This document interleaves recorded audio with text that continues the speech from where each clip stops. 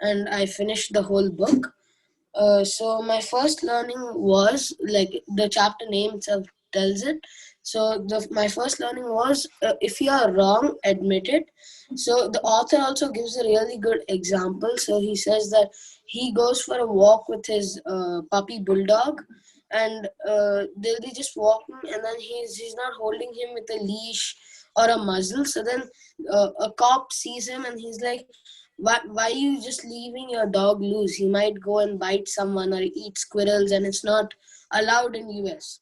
So then he told that if I catch you once more like that with your dog, I'll have to take him away and you will have to pay a big fine.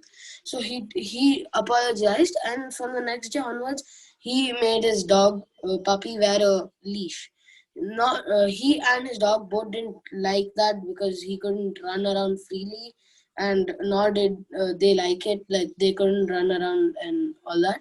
So they decided to take the chance, and he removes the leash from him, and then they run around freely, and nothing happens for a few days. But approximately after a week, he meets the same cop up a hill, and before he can say anything, he tells, I'm shameless, and I shouldn't have done this, and I just left my dog open, and I'm sorry. So he just admitted that he is wrong, and the cop immediately is like, I know it is tempting to leave it, it's okay, it's fine, you can do that, but then just be careful that it doesn't eat anything or do anything wrong. So then he explains that that's why if you are wrong, you must admit it, and people won't blame you or scold you or tell you anything about it. So that was my first learning. My second learning was to begin a conversation in a friendly way. So whenever you converse with someone, begin it with a friendly way. Don't begin it with just shouting at them or anything. Example, if you want to tell anyone that, okay, why do you do this wrong? Instead of telling directly, man, why do you do this wrong? Immediately blasting at them, you can start it in a friendly way. So they also won't get angry, and they'll understand their mistake.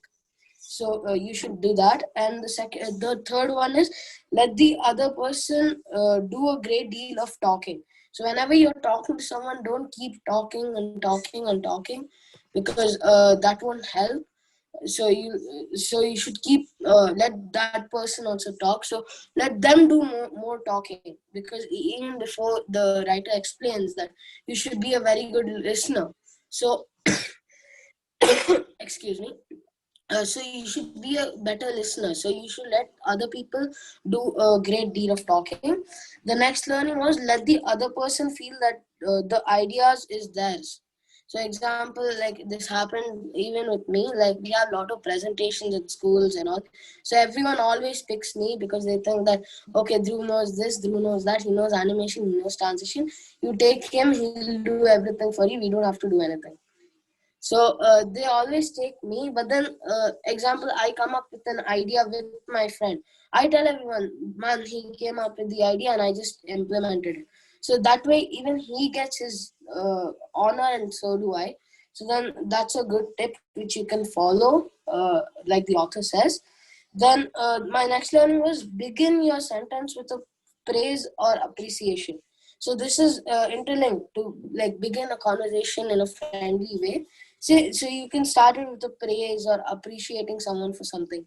So you can, instead of just blasting, like how Chachu told that the dad tells his son that, why did you get bad marks in these exams? So instead of just starting and blasting at him that why did you get bad and you could have done better and all, he also started in a positive way. Okay, good, you got good in maths, you got good in English, maybe you can improve in your Hindi, maybe you can improve in your French, or you can improve in your third language.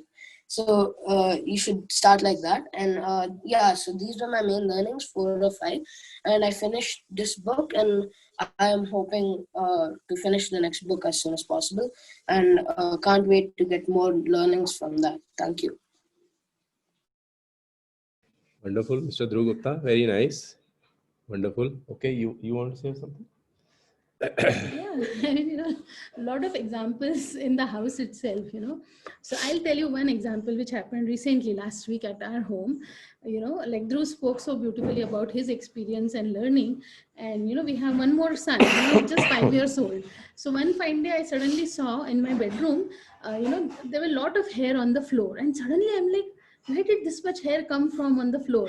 And immediately I gauged it. Okay, the small boy has done some work.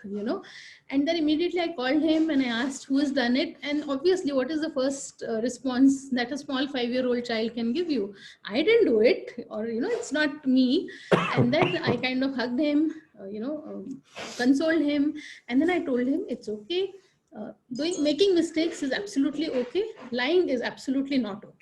So I just told him one thing, and I told him, like, Dhruv bhai has also done the same thing when he was small. Mama has done this when mama was small.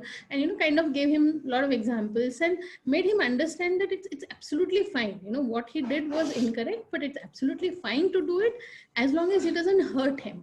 And then I told him that next time you want to cut your hair, you are free to cut your hair, but make sure that mama, papa or bhaiya is there with you in the room, because I'm more worried about he should not hurt himself in wrong places, right?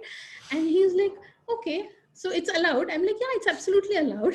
But then there was a fine line where I had to let him understand that this is the line he should not cross. And then I told him, okay, it's absolutely okay to cut your hair on your own, looking in the mirror, but mama or papa has to be there, or bhaiya has to be there. And it's okay to do it, but it's not okay to lie. And after 3-4 days, me and Akash, we were in a conversation, we were busy doing something, and suddenly from the background I'm hearing these words. It's okay to make mistake, but and it's not okay to lie. It's okay to make mistake, and it's not okay to lie. And I'm like, where is this sound coming from? Repeatedly he went on telling this to himself. And I don't know, I mean, he was just doing some coloring or something, and he's saying this to himself. It's okay to make mistake, it's not okay to. And I felt so happy and I felt so proud, that because we are reading books, we could talk that language to the kids, which was obviously not possible if we were not reading books. So that was one example. So there are many, when you have small children at home, every day is a happening day, and every day there is something new. But then thankfully books come into picture, and we don't even realize it when we get to apply them, because वो subconscious में जाता है, and then suddenly pop it comes out, and then you realize कि okay, because I read it, I behaved this way. If I wouldn't have read it, I would have behaved like any other normal mom, ye kisne kiya, kyun kiya, blah blah, and all that. But then because the books play an important role, somewhere it gets into your subconscious, and then it pops out, at the right time, in the right format. So that's the importance of reading books. And like Akash always says, if we as women, if we read book, then the whole house gets affected, positively. And a leading nation is a reading nation. So that's what it actually means in the true spirit, right?